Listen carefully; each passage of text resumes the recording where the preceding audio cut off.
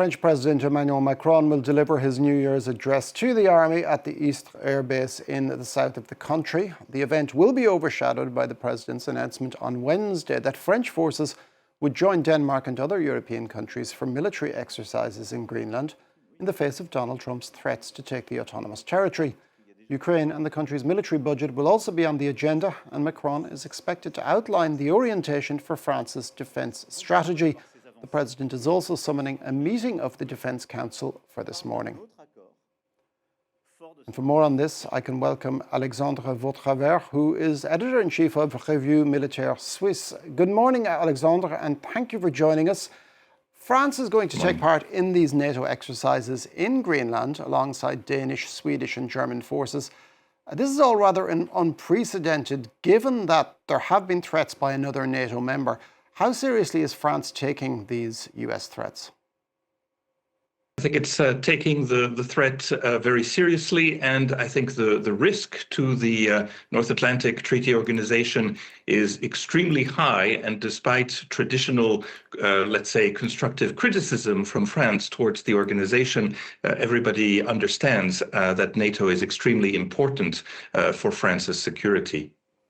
Now, clearly, these exercises and France's participation in them are intended to tell Washington that Denmark has no intention of meekly doing Trump's bidding. Now, if Donald Trump were to go ahead with an invasion, would Europe actually meet it with a military response? Well, definitely the military presence that we are talking about today is a form of deterrence. It's a form of reassurance, much in the same way that multinational NATO standing forces are present today on the eastern flank of NATO. It's to reassure these countries. So I think there's nothing abnormal about this. However, the way that the dialogue, the debate is being framed is a bit strange to me, considering that the United States of America already has bases and already has forces in the region and in Greenland. Now, moving on to Emmanuel Macron's address to the French armies today, what do you expect to come out of that particular speech? It will be an extremely, how can I say, acrobatic discourse, because Emmanuel Macron is actually fighting three different battles at three different levels in this exercise. He's fighting a national political battle. It's the question of the future presidential elections. It's fighting a European-wide battle. It is a struggle for leadership over defense policy and leadership within the European Union. Traditionally, France and the UK have been the steam engines of Europeans' defense and security. This is no longer the case, and Germany has expressed ambitions in this regard. And thirdly, of course, it is aimed also at a number of competitors worldwide. Russia is one of them, but also the whole problematic of security in Southeast Asia is a theme, and the relations with the United States as a partner and as a competitor will also need to be addressed. So it's a very difficult exercise. Now, we are being told that Emmanuel Macron is expected to speak on a reorientation of France's defence strategy. What do you think that might entail? Until now, France has had, how can I say, a schizophrenic approach to defense. On one side, there is a territorial defense of Europe. This problem was essentially solved through alliances, through partnerships, and of course, through nuclear deterrence.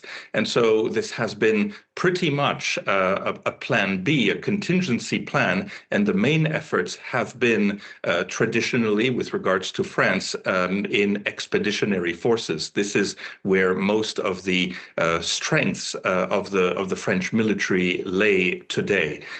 Today, we need to reassess this, and many of the plans, the dimension of the forces, also the type of equipment available to the forces, are more geared towards this its expeditionary nature, which allows today French forces to reach Greenland, but there is very little in the wake of conventional territorial defense. Now, the Danish Prime Minister Mette Frederiksen has said that were Donald Trump to invade Greenland, that would be the end of NATO. Now, we are all hoping that that doesn't come to pass, but are NATO's European members preparing for a possibility of a time after NATO? Definitely, there have been many questions, and I think the debate is not new. In the 1990s, at the time of the 50th anniversary of NATO, this always comes up at the time of a jubilee, of an anniversary. There were many discussions. What do we do in a post-Cold War context, environment? We need to reinvent NATO. I think we are probably at such a crossroads today. So the disappearance of NATO, I cannot really imagine, but the realignment and the shifting of priorities, definitely there are discussions that are taking place. And this is also an opportunity with regards to the European Union and a number of regional security organizations. A number of countries, of European countries, have already signed a number of agreements to, for example, Scandinavian countries, Visegrad countries. France has a number of agreements with Mediterranean countries. So there are many different options that are on the table, and we are in a very, how can I say, unbalanced situation today. There's many discussions going on. Thank you very much for that. Alexandre Vautravers, Editor-in-Chief of Revue Militaire Suisse.